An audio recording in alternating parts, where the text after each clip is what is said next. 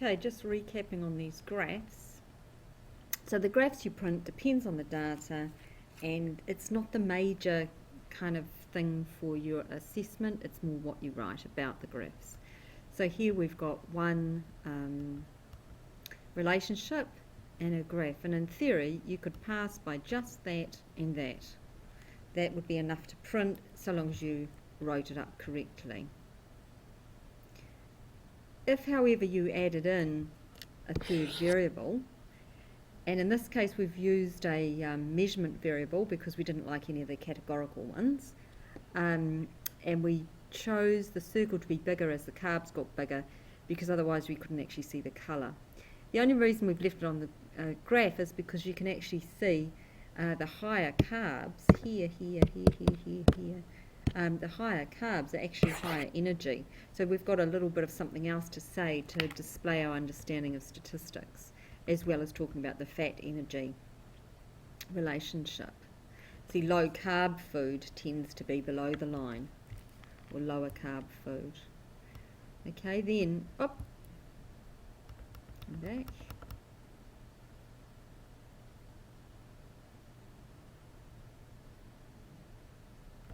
So there we were there. Now, a bit more carefully over the next page. Alrighty, so here we've got energy here and sodium here. So we've got a second relationship.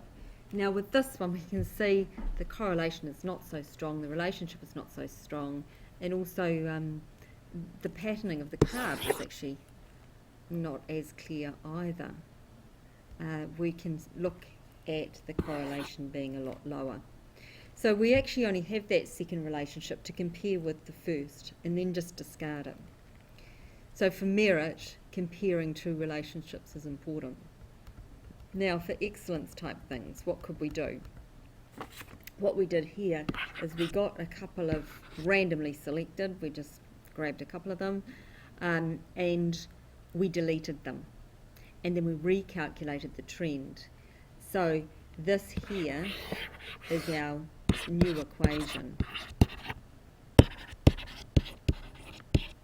Alright. And then we've got the same correlation, so that's interesting. And then we're comparing the predicted value of this new equation with the actual value. So we're comparing the 1146 with the 1040, and we're comparing the 721.7 with the 909. To get the percentage difference, you can just go that divided by that, and it must have been 1.1, and that divided by that was something like 0.8, so it was 20% kind of different. Don't stress about what should be over what, or the detail of that. The big picture stuff is the important bit. We talked about the 10% difference being okay and 20% difference being pretty bad, but you've still got a reasonable correlation. And of course you could actually look at where that sits in the original graph anyway. So in the original graph, the bad one is the hotcakes, which is energy 5.8. So I'm looking for about 6 and 900. So let's go back up to the original. We're somewhere around 6 and somewhere around 900. So that's going to be about 1,000, so 900's about here. And 6 is about there. So that might be the hotcake. So it is actually above the trend line in the actual raw data to start with. So it's all right. The other way of comparing is we've got the 45.15 rather than 44.04. That's only 2.5% difference, and this compared to that is only 2.5% difference. So that's actually quite a good way of evaluating the Insight model. We took two things away, and it really didn't make a huge amount of difference to our trend line. Okay, then we looked at residuals. So we graphed the residuals, and what we could see here is that there's something of a pattern. these are below, and there's a whole heap above. So with that pattern, we're looking at investigating other models. So having a look at this,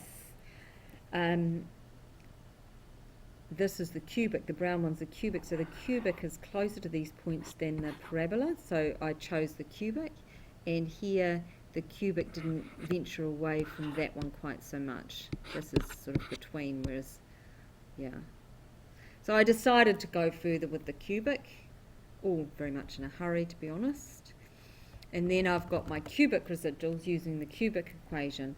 So what I noticed here is that this residual, that's negative 200, this is negative 400, so it's around negative 300 here.